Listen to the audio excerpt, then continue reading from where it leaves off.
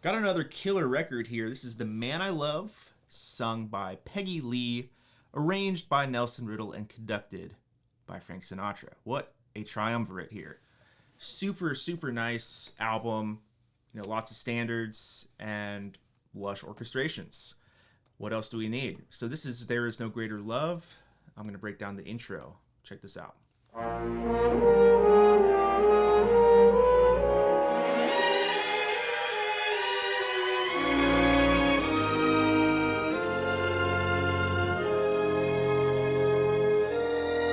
There is no great. Wow. So good. I'll play kind of what I can. I can't do everything, but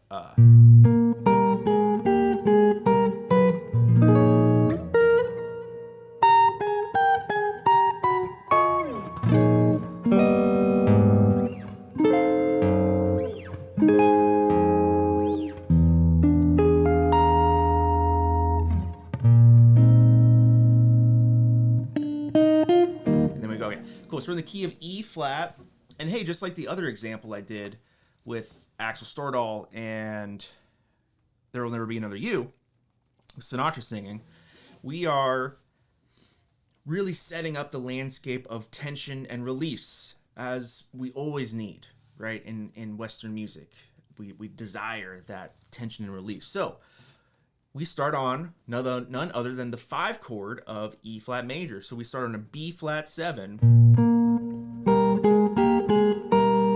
And this whole thing, hey, contrary motion. We have a melody.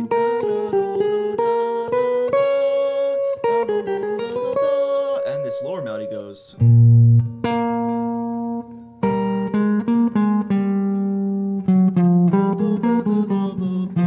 So together.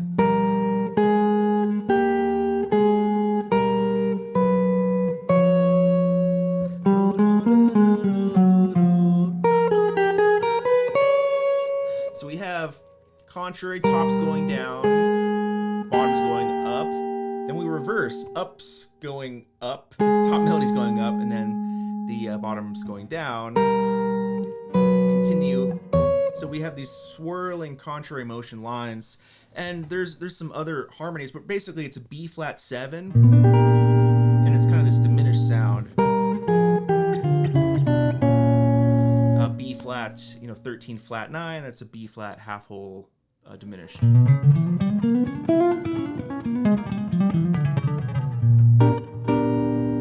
That's the vibe here. Now this is sort of a passing tone where I have an F sharp on the bottom and a B on the top, but we're really leading us to a really big sort of B flat minor 11. And I noticed that there's one more line actually in here. It's the horn.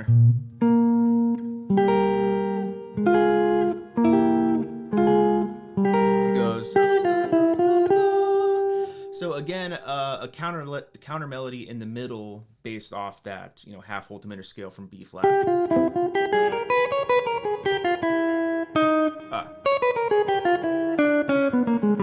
All the notes are from that diminished scale.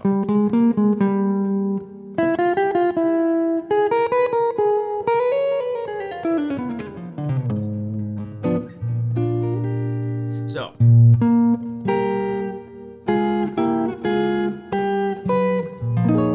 then it repeats, but up an octave. I don't know if I can do this. Let's do the 2 voices.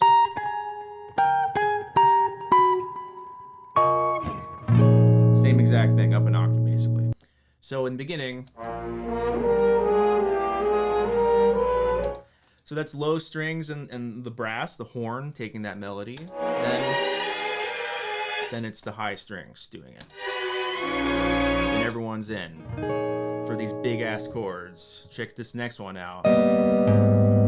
This is, we go from a B flat minor 11 to an A flat minor major 9.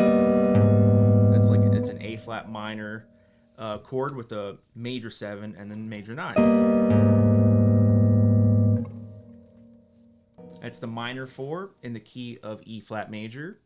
And then the bass goes down another whole step to G flat, one of my favorite chords, but there's a big F major triad on top. F major, but G flat in the bass. So that's a big, that F over G flat creates a very tense diminished chord. Two ways to think about it. It could be your F sharp or G flat diminished major 7, major 7 on the top, or you could think of it as an F7 flat 9, but the flat 9's in the bass. I don't really think of it that way, but that's one way, to reconcile that type of sound. So we have B flat minor 11, A flat minor major 9. B flat minor 11 goes down a whole step to A flat minor major 9, down another whole step to F over G flat to a big F minor 7. That's the 2 chord, straight up 2 chord, F minor 7 in the key of E flat. And then to our flat 2 in E7, sharp 11, right? Because that flat 2 is acting as the dominant. E7 is the tritone sub of B flat 7. So we've gone basically from 5, again 5, 5, minor 4, and then what a flat 3 diminished, I'll call it. Flat 3 diminished major diminished 7. And then the 2 minor to 5, or altered 5, flat 2 dominant. So it's actually really not that crazy on paper. 5, minor 4, flat 3 diminished, then 2, 5. But of course, the voicings and the way it's orchestrated is incredible, and it has this ascending type cadence where each chord, I just keep raising my eyebrows like, oh my God, where the hell is this gonna go?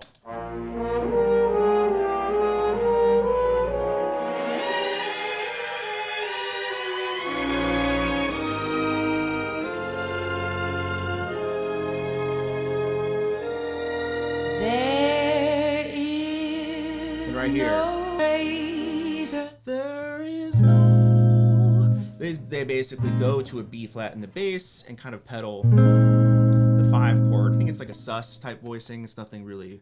There's not much color or alteration. Is no. Yeah. Okay. Yeah. So it's like a B flat 13 sus. There is no great. Then you're at the top.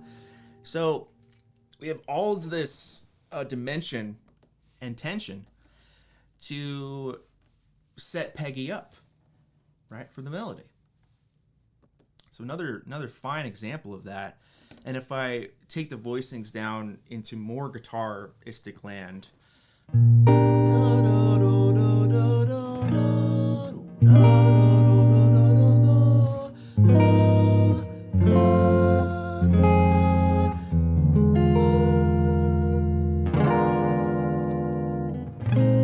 those are all cool. I can totally use those.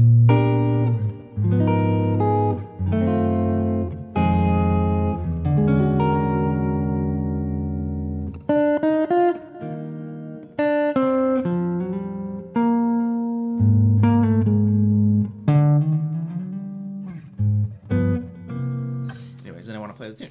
Of course, I need to point out that everlasting concept that there's always a melody on top. So those chords we have.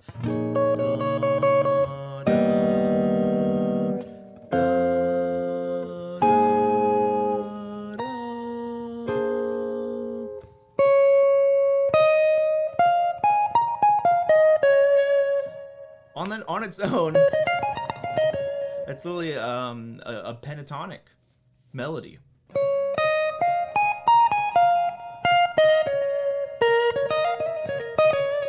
B flat minor pentatonic, or D flat major, however you want to call it. So that's kind of cool because we have our B flat minor chord, and then everything else in the melody flat minor pentatonic scale, but I guess you could call it reharmonized.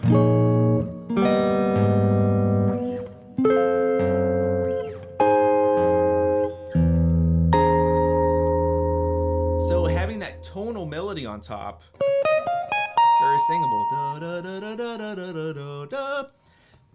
That's why the pentatonic scale is so ingrained in so many cultures, because it's very singable, melodic. Having that on top, but continuing to skew the harmony underneath is genius. That I do think that's how you can get away with really dense and outside harmonies and chord voicings by having a very clear singable melody and then reharmonizing underneath. I think of Stevie Wonder. I saw Stevie Wonder, I guess it was fall of 24, and everyone's singing everything. So how does he get a crowd of thousands to go?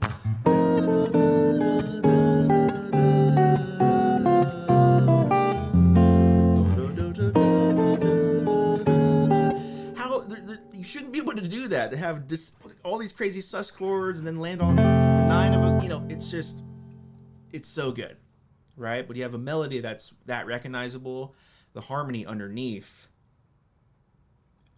you can kind of get away with murder. And then check out this ending real quick. Here we go. For you.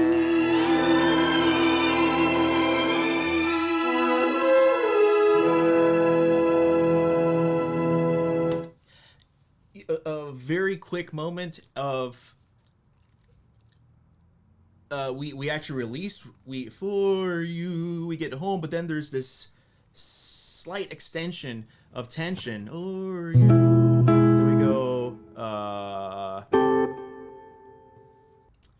Where it we have, they get to E major, by the way. They what do you call it?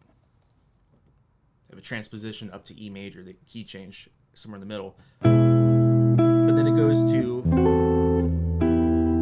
E minor, then E major, then the horn, and that classic when you have that sharp 5, that C, that's evoking the minor 4. So we have that your home chord, but then the 5 goes to the sharp 5, then back. That's hinting at the minor 4. That's my opinion, because the minor 4 is that, like, hit this button to cry, as one of my students called it a couple years ago. It's killing. You got to have it. It's like the most sigh feeling of a sigh that you can get. Just let me get that ending again. For you.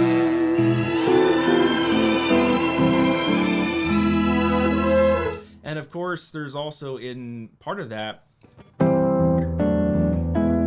flat 6, C major, D major to E.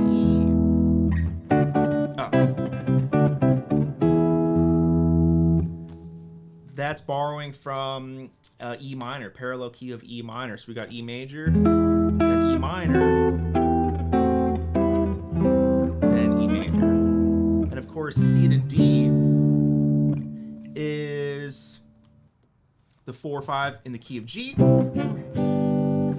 So it sounds, that's why it sounds so much like a resolution, because it's 4/5, but it's deceptive. It goes up to E major.